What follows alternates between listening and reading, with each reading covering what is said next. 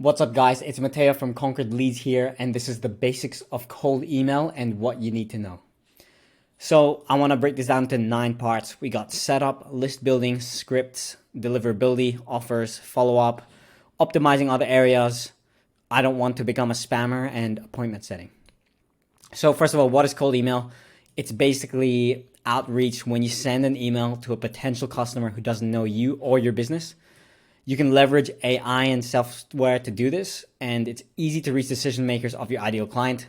You can basically send unlimited volume depending on the resources you have and how much money you're willing to spend on the infrastructure. So in terms of setup, we want to use Parkbon to buy domains.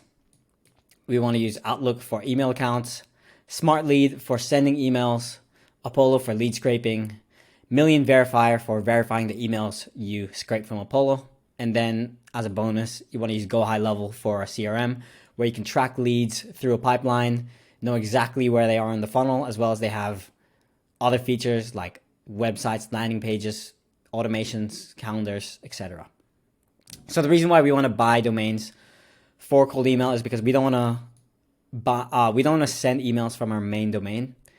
That's why we buy these secondary domains. So if it gets burnt, which could happen in the next 5 years, you don't want your main domain getting burnt, the one that you're interacting with your clients with or doing customer support.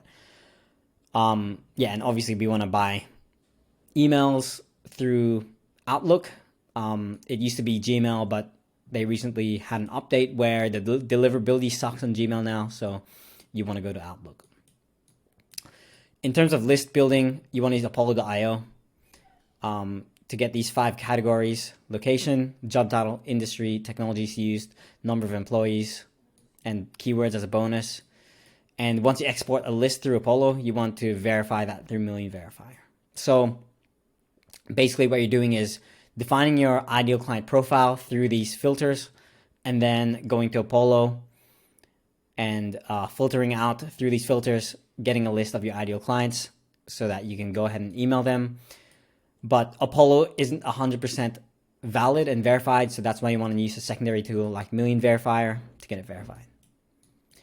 So in terms of scripts, obviously we want a good subject line. So as an example, let's do email marketing for e-com brands.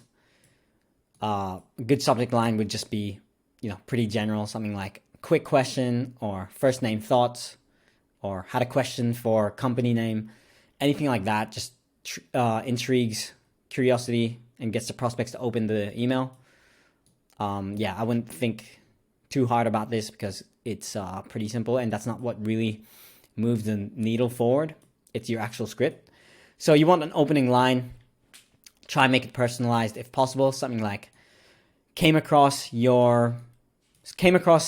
company name's website and loved the products that you guys are selling. Something like that. Your offer, let's say we're doing e-com email marketing. Our offer could be like, we'll help you increase your email revenue by 30% or you don't pay. And the next thing you want is a pain point like, lots of skincare brands such as yourself lose 50% of their clients because of bad welcome flow, as an example. And then the call to action would be, mind if I share some info and that I can send you? Or like, are you open to having a 7 to 9 minute chat about this? So that's a quick rundown of how to do your script. Next thing is deliverability. So we want to make sure all DNS records are set up, DKIM, DMARC, SPF. We want to make sure email warm-up is set up as well using Smart Lead. We want to send 20 to 25 emails at 45% reply rate in the first 2 weeks before launch. And then once the campaigns are live, we want to decrease that sending volume to 15 to 20 emails sent at 80% reply rate. The other thing with deliverability, obviously, is to make sure your list is cleaned and verify catch-alls or don't use them at all. Because it could heavily impact your bounce rate, which will decrease your deliverability. Next thing is offers. We want to make a no-brainer offer. I'm sure everyone watching this video would have read or heard about Alex Hormozi's $100 million offers book, where he talks about the value equation, which is very important when creating your offer. And basically, in cold email, we want to do free value or free work. Obviously, you can just go straight to book a call.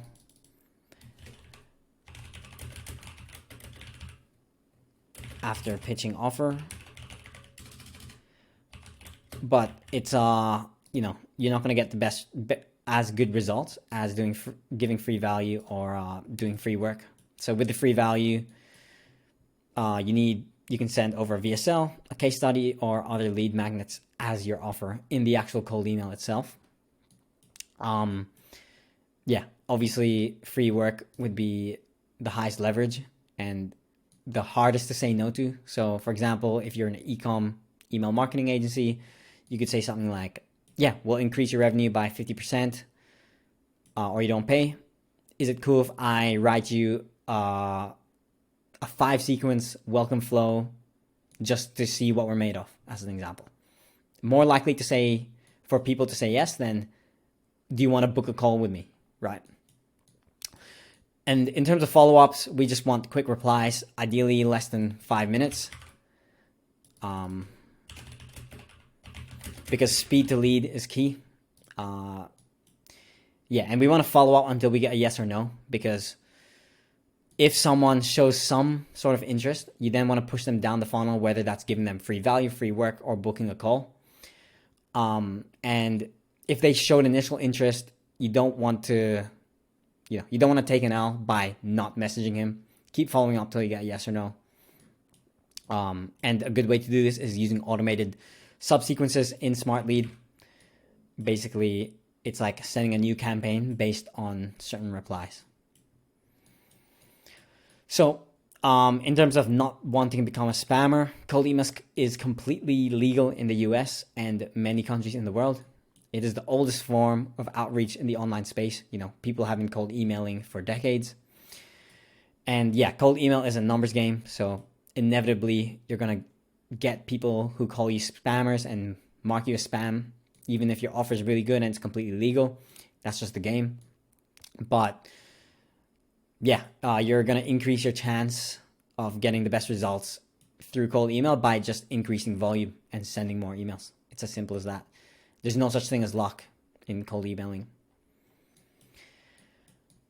The next thing is optimizing other areas. So you want to have a company presence on social media and on your website, as in like having an actual website. On social media, you want to have optimized profiles, and you want to post content as well. You can also have reviews on Google, for example, or any PR stuff works good, because naturally when you cold email someone, they will search you up. And if you have all this stuff optimized, then you seem more trustworthy. On your landing page, you want to have a VSL, case studies, and some of your work, if you can, embedded on your landing page. That way, when people search you up, they can see what you've done and your work for previous clients. Obviously, you need to be good at appointment setting, because once you do get a lead, which is a positive reply, setting the appointment is a whole other skill on top of that. And obviously you want to get good at sales. So having a good pre-call flow and a proven sales framework, and getting good at objection handling. So the last thing is basically, appointment setting. You want to warm call your leads. You want to reply in less than 5 minutes. And you want to use multi-channel outreach. So speed to lead is key.